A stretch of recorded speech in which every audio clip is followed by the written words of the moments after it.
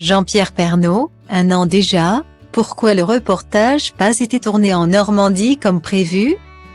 Ce vendredi 24 février, les téléspectateurs pourront découvrir un documentaire inédit intitulé Jean-Pierre Pernaut.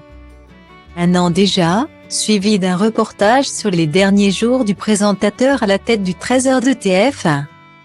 Un tournage qui n'aurait pas dû avoir lieu dans les locaux de la première chaîne mais au calme, dans un gîte en Normandie. 1 an après, les Français n'ont pas oublié Jean-Pierre Pernaut. Le 2 mars 2022. Quelques mois seulement après avoir révélé être atteint d'un cancer des poumons. Le présentateur s'était éteint à l'âge de 71 ans, bien que dévasté par la disparition de sa moitié. Son épouse Nathalie Marquet avait fait preuve d'une grande dignité lors des obsèques du présentateur. Célébré à la basilique Sainte-Clotilde, à Paris, une semaine jour pour jour après sa mort. Toute de noir vêtue, la maman de Lou et Tom avait tenté tant bien que mal de retenir ses larmes avant d'embrasser le cercueil de son défunt mari. Depuis, elle lui rend hommage dès qu'elle en a l'occasion, que ce soit à la télévision, sur les réseaux sociaux ou dans la presse.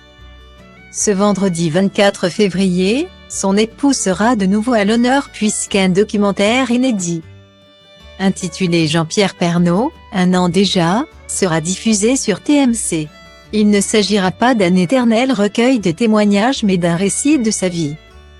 De ses débuts à l'ORTF d'Amiens Picardie en 1972 à ses premiers pas à TF1 et l'invention du journal de 13h.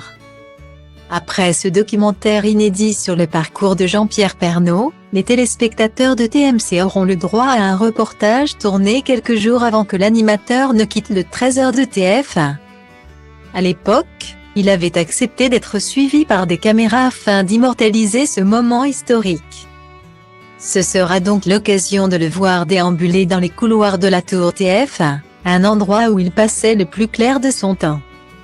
Mais ce qu'ignorent les téléspectateurs, c'est que ce reportage devait au départ être tourné au calme, dans un gîte en Normandie. Un souhait qui n'a pas pu être réalisé en raison des circonstances de l'époque. À cause de la Covid, on s'est replié à TF1. Et finalement c'était mieux, car on a pu le suivre le temps d'une journée type. S'en félicite aujourd'hui le réalisateur Michel Izard dans les colonnes de Téléstar. La vie fait parfois bien les choses.